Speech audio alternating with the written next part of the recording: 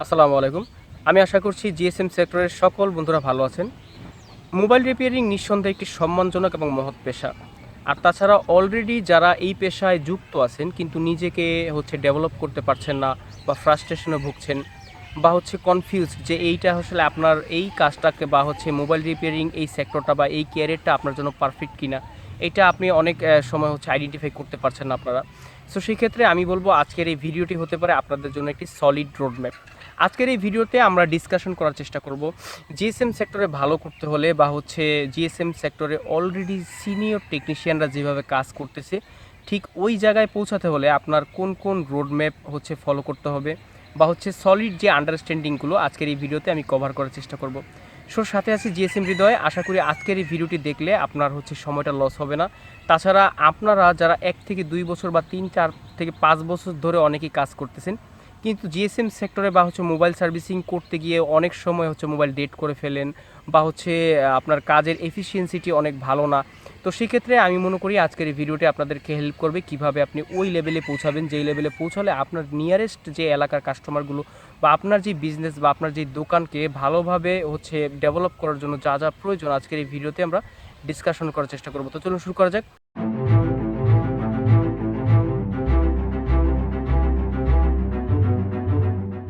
তো প্রথমে আসি আমাদের এই সেক্টরে কয়টা সাবজেক্ট। আমাদের এই সেক্টর দুটো সাবজেক্ট। প্রথমত mobile software unlock, pattern, password এইগুলো রিমুভ করার মাধ্যমে কাস্টমার কাছ থেকে আমরা বিভিন্ন ইনকাম করে থাকি। দ্বিতীয়টি mobile hardware, charging port replacement, IC reballing করা, ইএমএমসি রিপ্লেসমেন্ট করা, ইএমসির রিপ্রোগ্রামিং করা, এই বিষয়গুলো নিয়ে আমরা কাজ করে থাকি। এখন বিষয়টা হলো আপনি যদি একজন সিনিয়র লেভেলে পৌঁছাতে চান বা সিনিয়র লেভেলে অলরেডি যারা কাজ করছে তাদের লেভেলে পৌঁছাতে চান, আপনার কোন কোন স্ট্র্যাটেজিগুলো ফলো করতে হবে। প্রথমে আমি বলবো কমফোর্ট জোন থেকে বের হয়ে আসতে হবে। তাহলে কমফোর্ট জোন থেকে বের হয়ে আসতে চাইলে আপনার বেজ লাইন থেকে শুরু করতে হবে। মোবাইল রিপেয়ারিংয়ে অনেকগুলো সাবজেক্ট, এই সাবজেক্টগুলো শেখার সঠিক প্রসেসটা আমি বলার চেষ্টা করব। ধরুন আপনি একজন নতুন মোবাইল টেকনিশিয়ান, তাহলে আপনার কিভাবে শেখা উচিত।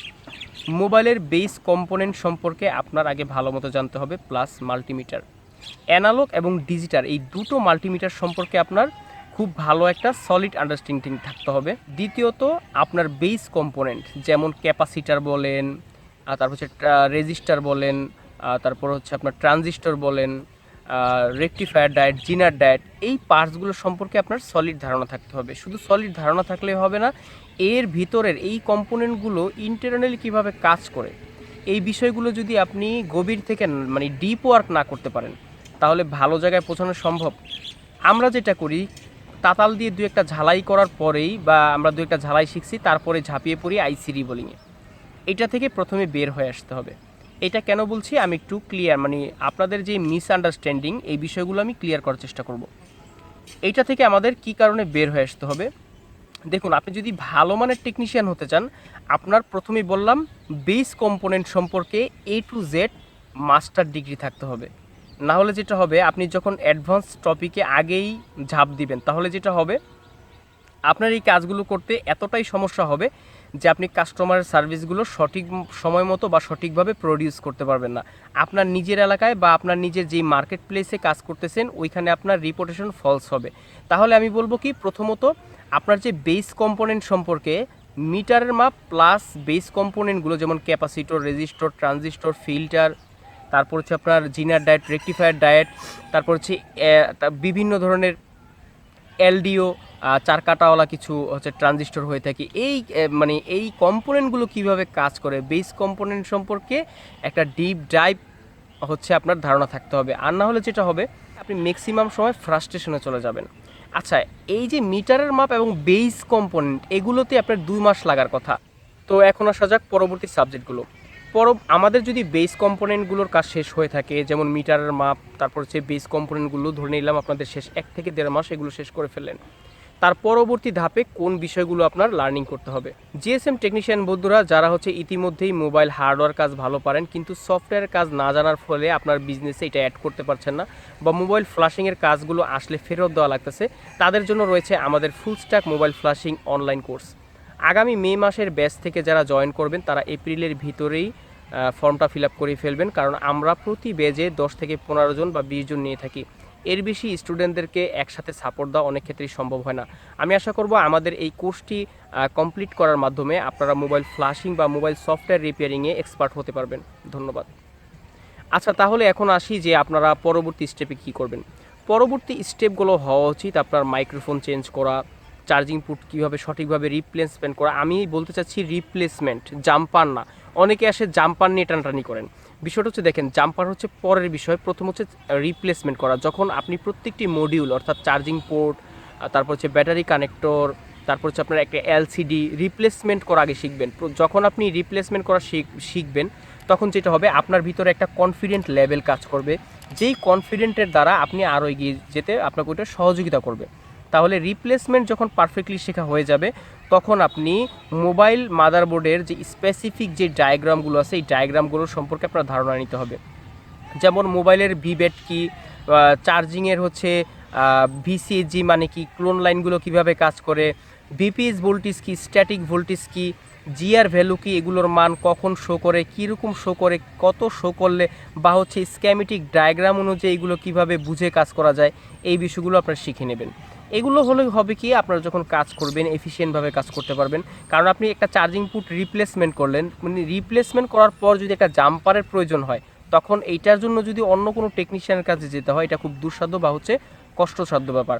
তাই আমি বলবো আপনারা কম্পোনেন্ট যে রিপ্লেসমেন্টগুলো, এই কম্পোনেন্ট রিপ্লেসমেন্ট যখন শেখা হয়ে যাবে তখন আপনারা পরবর্তী ধাপে শিখবেন কিভাবে জাম্পারিং করে কাজ করতে হয়। জাম্পারিং করে কাজ করা বা হচ্ছে এগুলো শেখা হয়ে গেলে পরবর্তী ধাপে আপনার স্ক্যামেটিক ডায়াগ্রামে যাওয়া লাগবে। এই স্ক্যামেটিক ডায়াগ্রাম সম্পর্কে যদি আমি বলতে চাই, 2026 সালে এসেও যদি আপনি স্ক্যামেটিক ডায়াগ্রাম সম্পর্কে না জানেন বা ন্যূনতম ধারণা না থাকে তাহলে কিন্তু আপনি কাজ করতে পারবেন না। ওই যে আমি প্রথমে বলছিলাম যে ভিপিএস লাইন কি, স্ট্যাটিক লাইন কি, সুইচিং ভোল্টেজ কোনটা, কখন ভোল্টেজ সুইচ করে, একটি মোবাইল মাদারবোর্ডে কতগুলো সেকশন থাকে, বর্তমান স্যামসাং কোম্পানিগুলো তাদের মাদারবোর্ডগুলো কীভাবে আর্কিটেকচার করে, তারপর চাইনিজ ব্র্যান্ডের মোবাইলগুলো কীভাবে আর্কিটেক্ট করে, এই বিভিন্ন আর্কিটেকচার অনুযায়ী এই ফান্ডামেন্টাল বিষয়গুলো যদি আপনারা বুঝে কাজ করতে পারেন তাহলে আমি মনে করি আপনাদের যে কোনো কাজে হচ্ছে আপনার সহজ হবে, আপনারা সব ধরনের কাজ ডেলিভার করতে পারবেন।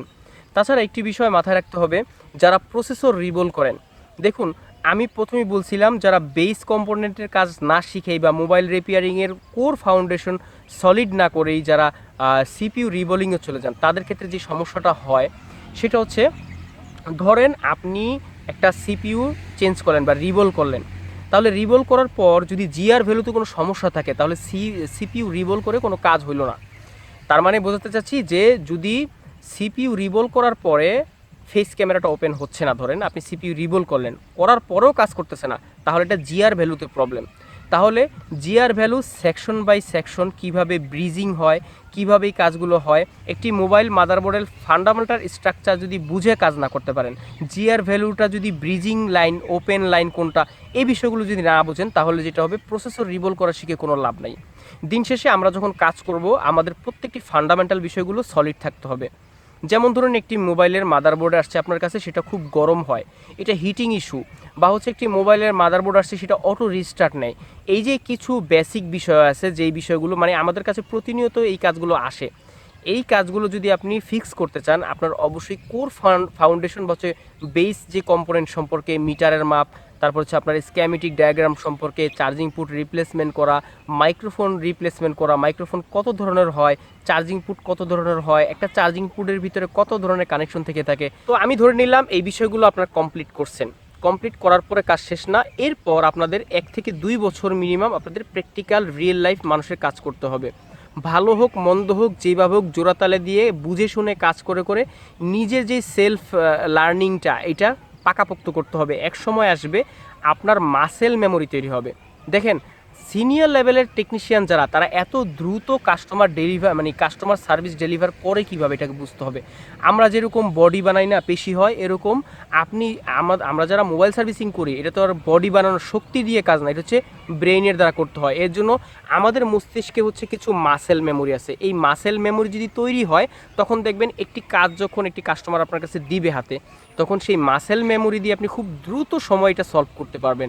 এর জন্য আমি সবসময় বলবো যে আপনি যখন যে কোনো একটা সেক্টরে কাজ করবেন, এই কাজ করার হচ্ছে শুরুতে যদি কোর ফাউন্ডেশনটা স্ট্রং করতে পারেন, তারপর ওইটার উপরে লেগে থাকতে পারেন, 2-1 বছর কাজ করতে পারেন, আমি আশা করব আপনাদের কোর ফাউন্ডেশন নলেজ খুব ভালো হবে। তাছাড়া এই ভিডিওটি কেমন লাগলো কমেন্ট বক্সে জানাবেন। আগামীতে কোন ধরনের ভিডিও আপনারা লাইক করেন সেটাও লিখতে ভুলবেন না। আর একটি শেয়ারের মাধ্যমে আরও জিএসএম সেক্টরে যারা বন্ধুরা আছে তারা যাতে দেখতে পারে, উপকৃত হতে পারে, তার জন্য শেয়ার করার অনুরোধ রইল। ধন্যবাদ।